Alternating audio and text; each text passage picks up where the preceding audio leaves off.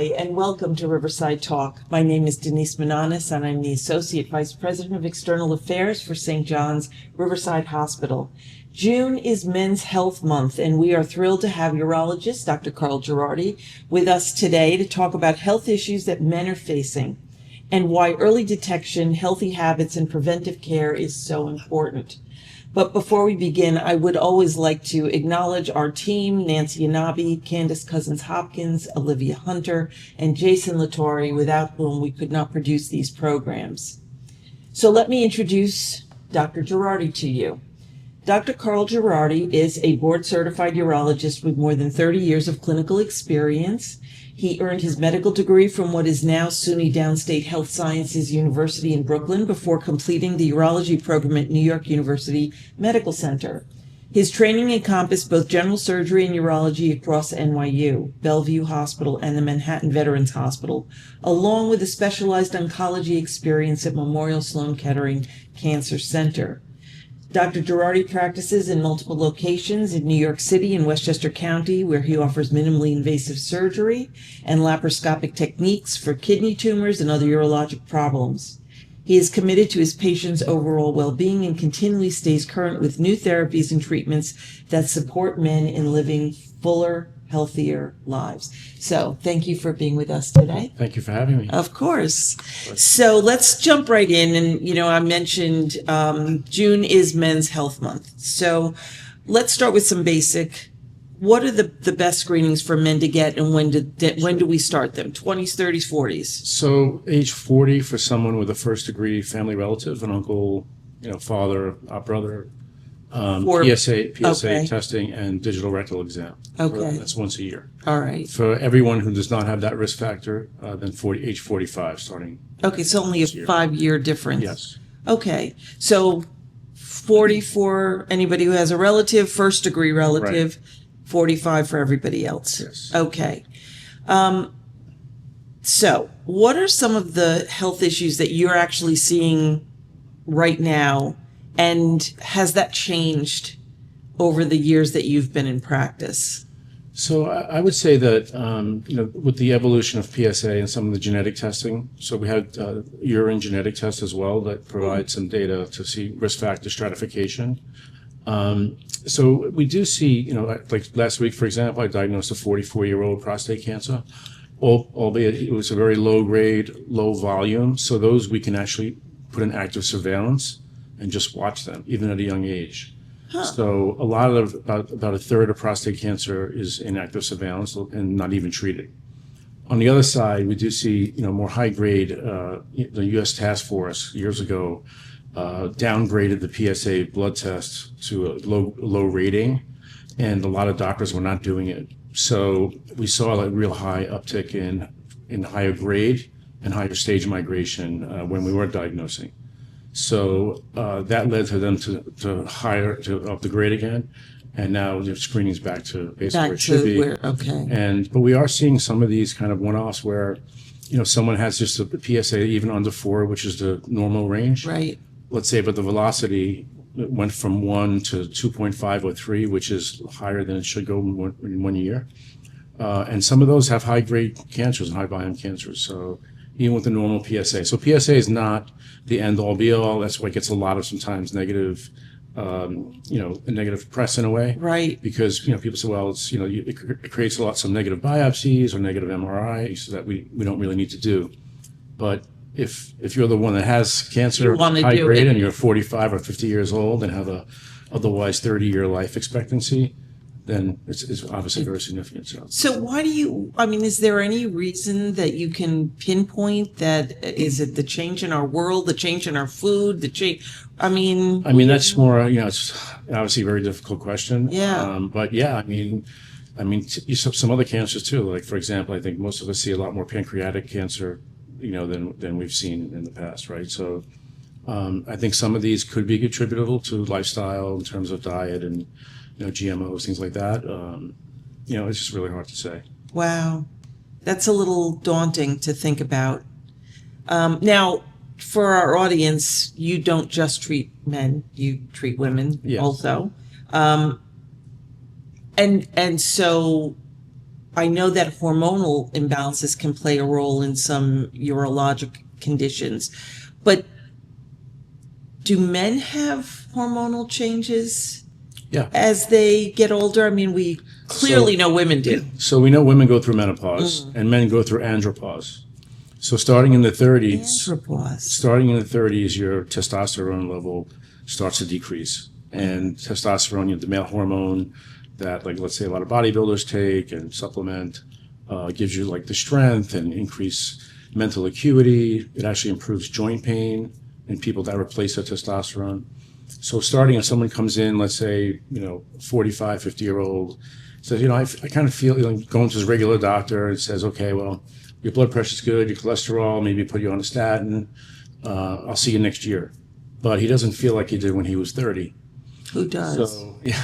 So he wants to kind of turn the clock back a little bit. Yeah. And maybe supplement the testosterone level so that he gets it back up to maybe, a level where he may have been when he was 30. So, that's very interesting because for women who were prescribed hormone replacement therapy for a long time, there was a lot of controversy at some point about the negative effects. It was about 30 years ago, and there was an article in the Times relatively recently that came out about how we didn't do the right thing by women, basically. And rather than just kind of blowing off. Where was that? I did find that. Yeah. Okay. Yeah. Kind of blowing off the, if you will, the kind of the symptoms of not sleeping at night. Right. Obviously mood changes, decrease in strength, these types of things. So a lot of women get estrogen, progesterone, and a little bit of testosterone. That's kind of the newer one. But in the past, weren't there negative effects with some of the hormone replacement? Yeah, it was always kind of centered around the risk of breast cancer with estrogen. Okay. So that's obviously still needs to be, to make sure someone, gets their screening. Isn't a receptor, same thing with us right. with testosterone. So if someone is on testosterone, we make sure we do the PSA testing because we believe that testosterone does not cause prostate cancer. But it feeds it. But if someone has, it's like a fertilizer, right? Oh. So, and the way we treat advanced prostate cancer is we give hormones to actually bring testosterone below 50 or close to zero, actually. Right. So the hormones definitely play a role, but it's not causative. So you talked about the symptoms of having low testosterone, and about what age are men experience this andropause? It starts like, late 30s, 40. Just feeling fatigue. Yeah, just like, I don't feel like I did, before. Okay. The three things that really most, as I mentioned, is basically the joint pain is a big one. Yeah. Libido. Okay. And people describe like a brain fog. Like they feel like they kind of weren't like thinking as clearly, not as mentally alert. Okay. So they, now when they replace testosterone, they feel that definitely gets better. Okay. And obviously like working out and, if you train, for 20 minutes, it's like training for an hour, so because your body's just that much more responsive. And the recovery is shorter, is better. So testosterone for men, but that's not just straight testosterone. It's a combination of things. For men, is basically testosterone. Straight? There are other things that can indirectly, like enclomiphene is a medicine that is like Clomid, the fertility medicine, but it increases. It's a trans isomer, so it increases testosterone more than Clomid does. Okay. All right. So we're talking about low libido, and since this is a podcast about men's health, let's talk about something that many men do experience, and that's erectile dysfunction for whatever reason at some point. Now, I know that sometimes there are issues post-treatment for prostate cancer and for other things, but are there treatments for that now? My father's been gone a long time. He had prostate cancer and died from prostate cancer. And I know and my father-in-law too. And I know there were definitely quality of life issues that came out of all of the various treatments that the two of them had. So what do you do to help people now in this situation? Well, the first thing is lifestyle and overall general health, right? So someone who is physically active, who's mentally active, maintains a relatively normal weight, they're at a higher chance of having good sexual function, as they get older. And across the board, the easiest thing is the meds, right? Is the PD5 inhibitors, the Viagra's, Cialis, those types of meds. So you could do it either as needed, or what we do a lot now is we put people on a daily Cialis. Okay. So that they don't have to think about it, like when to take the pill, when not to take the pill. So it's think of it like a vitamin. You take it in the morning. Believe it or not, it's considered more of like a longevity type drug now because it increases. It's a vasodilator, so it increases overall blood flow in your whole body, right? So MMA fighters, for example, a lot of them take it. Professional athletes, to try to help increase performance overall. So there are minimal side effects like nasal congestion. Sometimes you get this blue tint that goes away in your vision. People describe those types of things, and there are some people take a daily Cialis and then take also Viagra as needed. So that's like the initial part where the meds, right? And then if that does not work, there's low intensity shockwave treatment. That may sound sounds a little drastic, but it's not. It's actually painless. You don't need any sedative or anything. It's a 10-minute treatment. Usually deliver about 2,500, depending on the equipment. Some of them are very quick, so it's a 12,000 shocks actually within usually 10 to 15-minute period. Just to get everything moving? So it stimulates the endothelium, right, to kind of increase blood flow. So we basically think of it like a sponge, right? So you're kind of waking it up, so it's a use it or lose it kind of thing, where if you're more sexually active, it functions better long term. Like muscle memory. It's not, it's not like, people think like it's a narcotic, like you're going to get addicted to it. They don't want to take it. It's actually the opposite. So by taking the med that you may be helpful and being more sexually active, it's actually very good long term. All right. But are there also, now that's for men who are low weight and, physically active and leading an active lifestyle. But for men who now are being treated for prostate cancer, is that still a viable? Regardless of the, it's just the success rate may be a little lower in post-prostatectomy patients, for example. But that's the initial treatment's basically the same. Well, that's very interesting.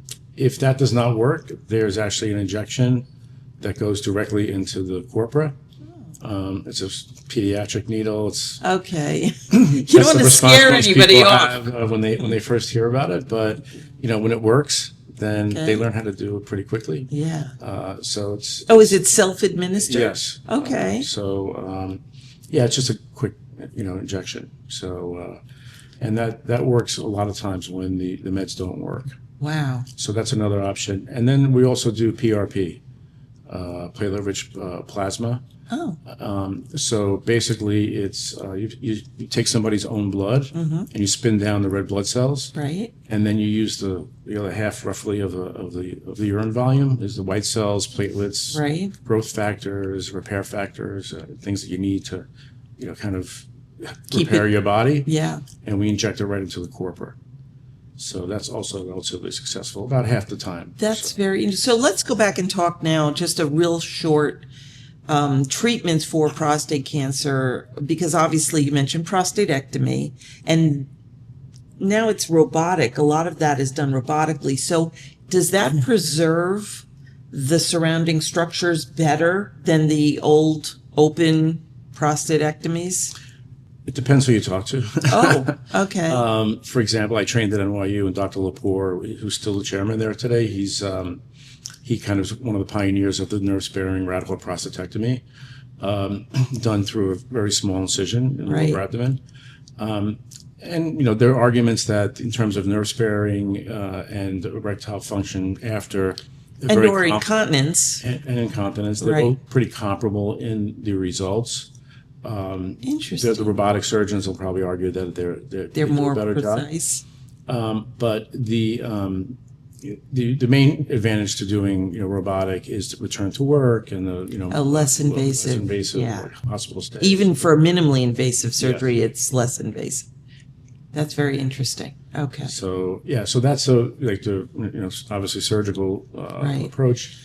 About 80% or so of patients that get treated for prostate cancer do radiation therapy. Is that still the seeds? It could be external beam radiation, which are 3-minute treatments. Depending if you do a full course, could be 5 days a week for 8 weeks. Okay. And then they do what's called hypofractionation, which you can cut that down if you do higher doses per day. Right. Even to cut it down to 1 week, like you may have heard of cyberknife. It's Yes. term is a little bit misleading and implies surgery, but it's actually a longer radiation treatment. Okay. Over 5 days. All right. So instead of doing several weeks, then you get it over with. Doing 1 week. Are there, I mean, for radiation treatment, are there concerns about, often oncology patients have radiation burns or discomfort from radiation or irritation. Are there things that you can do for patients who are going through that to make those symptoms better? So the first thing is to try to minimize it. Yeah. So the equipment now is more precise. And we put spacers in now between the rectum and the prostate. Oh, So it creates a little bit of a buffer there so you get less rectal symptoms. okay. But the treatment, there are patients with radiation cystitis that get treated, long term, say with hyperbaric oxygen. There are some medicines and things, but we don't see nearly as much of it now as we used to. Okay. And so you had mentioned briefly the immunotherapy is something that is also, and that seems to be working pretty well. That's for more advanced. So that's a whole, that field of advanced prostate cancer has exploded over the last several years. Just, we don't have to go into inhibitors, hormones, downgrading receptors, we should do another program just on that. Yeah, that's a whole nother Okay. bucket. All right. We might be ready to do a whole other. Okay. So all of these things that we're talking about, insurance cover all of this? Pretty much, except for a couple of the ED treatments. Okay. Everything is otherwise pretty much covered. So the shockwave is usually not covered. Oh, okay. And PRP, those are out of pocket. Okay. Everything else pretty much covered. So, living in the digital universe that we're all living in, we are bombarded with advertising constantly in all forms. So if you go online, if you go on TikTok, you see ads for take this supplement, drink this drink, your libido is going to get better. You see them at convenience stores. Is there any efficacy about any of these? Well, some of them actually contain active medications like Viagra. So they don't tell you, but so you just got to be careful where you get it from, basically. So and maybe combining things. There are companies that make very good products. Like, for example, we use a company called Urologist. They make women to prevent UTIs. They make all kinds of for motility. For men with infertility to increase their sperm motility. Saw palmetto, lycopene, zinc, selenium, all these kind of antioxidants and things. So there's a lot out there, but I guess the take home is to just use a reputable company that and not just run into the gas station convenience store and say, "Oh, I need that." Okay. Although those may work, but they may actually have things that you don't know that are in there. Yeah, that. Okay, so, this is all for people who are now finding themselves facing things, whether it's ED, whether it's prostate issues, enlarged prostate we didn't really talk about, but that presents with symptoms too. You were talking about brain fog and all of this wonderful stuff. How do your patients prevent? What's your advice in terms of maintaining optimal health for as long as possible? Well, you touched on something that I wanted to bring out. I think roughly half of what we do now is quality of life. I think people, are coming in more and more for, the 70-year-old that has some ED that is not just writing it off. He wants to get improvement from his symptoms. Women with incontinence, stress incontinence, there's a lot of procedures we could do for that. Really? We'll talk. So yeah, there's a lot we could do, but I think it goes back to the basics, as I alluded to before. Staying active, both mentally, and physically. Trying to have a healthy diet, usually like a Mediterranean type diet, lean proteins, a lot of vegetables, fruit. And just really, I mean, I think most of us kind of have a general idea of what, And move. yeah, you got to stay moving. I mean, mentally too, I think it's very important. Yeah. All right. So, I mean, I hear that from the cardiologist, and I hear that from the orthopedist, and I hear that from the primary. So, I mean, this is the same sort of thing. In order to prevent for as long as possible, we have to be smart about what we're putting in our mouths, moving our bodies, doing all the right things. So this is the big question, and I think a lot of women in our audience will commiserate with me, because the men that I know avoid going to the doctor at all costs. And years ago, we used to hold a prostate screening here, and all the urologists on the staff would come in and they would see patients, and they were always, the men came, but they were dragged in by their wives. So do you see a hesitancy? Is there a delay? Are you seeing a delay in men finally going, I got a problem, because now it's a problem? I think less so. I think it's much more. I mean, think about the advent of Viagra 30 plus years ago. Men never talked about Anything. ED. It just wasn't, not even like a locker room thing. It was just nobody even brought. Right. Now it's like, I got a problem. it's everybody's talking, and everybody's even younger guys, older. It doesn't matter. I think everything's more out in the open. You do have some of the more stoic men that don't want to come in and need to be dragged in. There are, but I think a lot less than they used to be. But even for symptoms, symptoms for enlarged prostate, frequency, urination, those kinds of things. Do you find that people are putting off coming in? Yeah, for that, a little bit more. Yeah. Put off. I think that a lot of the treatments we do for BPH, the minimally invasive office treatments even, are done more for quality of life issues. Right. So someone's getting up a few times at night. They can't sit through a game. They got to get up and use the bathroom a few times. Right. Pulling over on the side of the road kind of thing. That most of those treatments are done for quality. But there are patients that over long periods of time of not emptying their bladder, right, the bladder becomes dilated and the muscle can't function, just like your heart or other muscle. When it works hard, it gets thicker, but over time it then becomes dilated. And once that happens, it's very difficult to treat that, because the bladder muscle, there's not really much we could do to get the muscle strength back. Really? Afterwards. So that's caused by long-term obstruction from the prostate. So if someone, let's say has obstruction, they're not emptying their bladder over a period of years, let's say, they could then develop this bladder dysfunction. Okay, so it's worth their while to not fool around. Yes, and it could even actually reflux up and cause kidney failure. Oh, so, even more reason. Yeah, so it's... Come in to see you. Yeah, it's classic. Someone comes in with obstructive uropathy, the bladder's full, it's backed up to the kidneys, or kidney function is very, very low. And, we put a catheter in, drain the bladder, and it really gets better, and then we address the prostate. So what are the treatments then for an enlarged prostate? What are you doing for that? Same kind of thing. We start with the meds, right? Okay.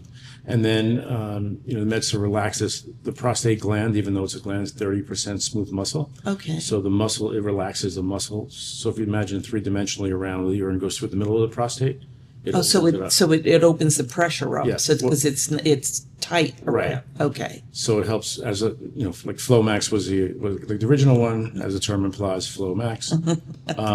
And that's the easy thing. The office procedures, there's steam treatments, there's a suture you could put in endoscopically to kind of pull the prostate open on both sides. Interesting. There's a newer kind of robotic thing, aquablation, which basically it's kind of like the old Roto-Rooter, the old TURP. Yeah. But the robot does the initial part of it anyway. So there's definitely a lot of, and one other thing that we're doing a lot of now is prostate artery embolization. So just like a cardiac cath, go through the wrist, for example, and then you cut off the blood supply that goes to the prostate. So it's no longer being fed, so it shrinks down on both sides, so it shrinks the prostate. Okay. Down. Does that then impact other issues of the hormone production that goes on in the prostate? No. Interesting. No. Well, so then men don't have to sit there and go to the bathroom 12 times a day, or Well, the 12 nice times thing is an that hour. treatment is no catheter too. Some of the other treatments that we do, like the TERP, requires a catheter for, a few days. Oh, So most men rather avoid that if they can. I understand. So, yeah. But sometimes you have to do what you Yes. have to do. Okay. All right. So men now should just really have no fear about this. Come in and whatever their issues are, just get into a doctor. Absolutely. You and your partners are located across the street from this hospital. Right. So they can look you up online, Dr. Carl Gerardi. Okay, so thank you very Thank you. much. Pleasure. But before we leave, I would like to acknowledge our community partners. They're very wonderful. They help us spread the word about all of our educational programs, and they are Yonkers Neighborhood Naturally Occurring Retirement Community, the Yonkers Public Library, the Ashland Irish Community and Cultural Center, the Department of Veterans Services from the City of Yonkers, Ardsley Senior Center, Bronxville Community Center, the City of Yonkers, Community Baptist Church, Greenberg Parks and Recreation, the Hastings and Irvington Community Centers, Westchester Jewish Community Services, and Yonkers Pathway to Success. Thank you all for being with us today. Like and follow us on social media. That's where this program will be showing up very soon. We're hoping to get it out before the end of the month of June, as it is Men's Health Month. And thank you again, Doctor, for being with us. Thank you.